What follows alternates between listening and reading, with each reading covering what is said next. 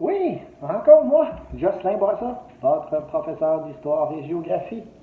Nous allons y aller avec une capsule sur le module 3 en géographie secondaire 2 et nous allons parler de la Mauricie. Alors, dans la première partie, comme à chaque fois, nous allons situer où est la Mauricie. Ça tombe bien, c'est chez nous. Alors, c'est relativement facile, mais vous allez voir sur une carte du Québec de quoi ça a l'air.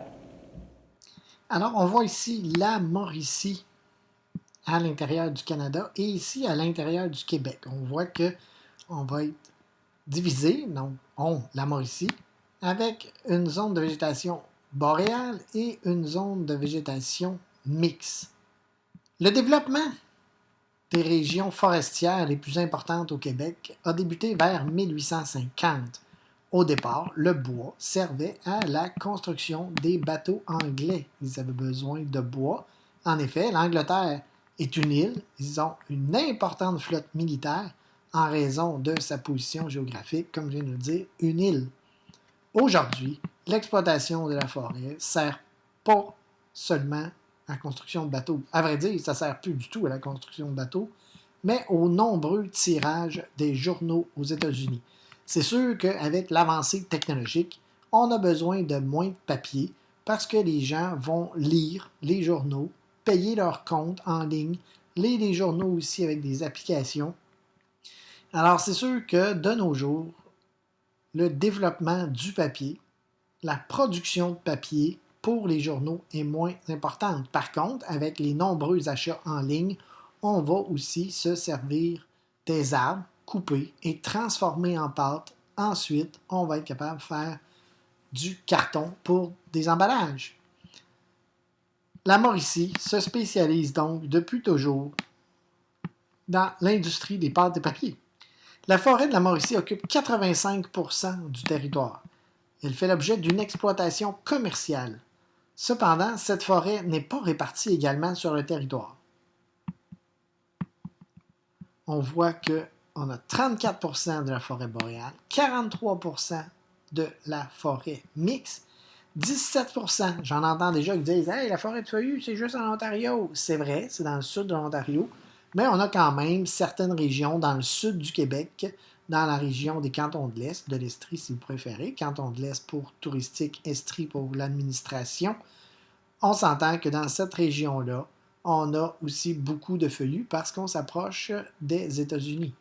Et la régénération, donc un territoire qui est affecté où les arbres vont repousser, c'est seulement 6%. C'est surtout important ici la forêt boréale parce que c'est là que l'exploitation du bois se fait. Le bois va être transformé dans la région mixte, mais la grosse quantité des arbres vient surtout de la forêt boréale. C'est bien beau la forêt, mais les gens de la Mauricie ne vivent pas tous dans le bois. Ben non. Le territoire est surtout urbain. C'est sûr que Trois-Rivières, la métropole régionale, et Shawinigan, la métropole régionale aussi, mais plus du centre Mauricie, ce sont les deux villes où les papetières se sont concentrées par le passé. On disait même que Trois-Rivières, au début du 20e siècle, des années 1900, Trois-Rivières était la capitale mondiale du papier. Dans la deuxième partie, nous allons parler de la drave, les draveurs d'autrefois qui devaient amener les bio jusque dans les grandes villes. Nous allons aussi trouver les deux grandes villes, alors Trois-Rivières, Shawinigan, on va le voir.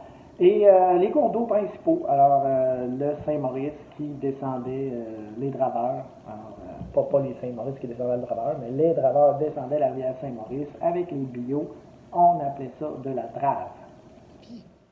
Au début, on descendait les arbres par le cours d'eau, le Saint-Maurice. On appelait ça faire de la drave. On voit les gens, métier qui était très dangereux. C'est les bûcherons qui, au printemps, se voyaient offrir la possibilité de descendre les bio vers les papetières par la rivière Saint-Maurice vers le fleuve Saint-Laurent.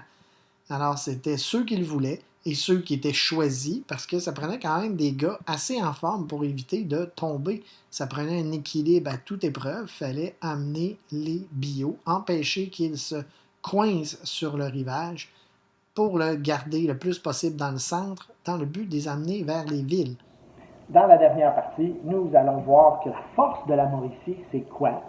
Ben, c'est les pâtes et papier. Transformés en pâte et par la suite en gros rouleaux de papier qui sont acheminés vers les usines où nous ferons du papier carton, aussi du papier ciré pour les nombreuses revues. Les papetières sont comme les villes. Elles s'installent le long des cours d'eau. La rivière Saint-Maurice, je n'ai parlé tantôt, est le cours principal pour l'exploitation forestière en Mauricie.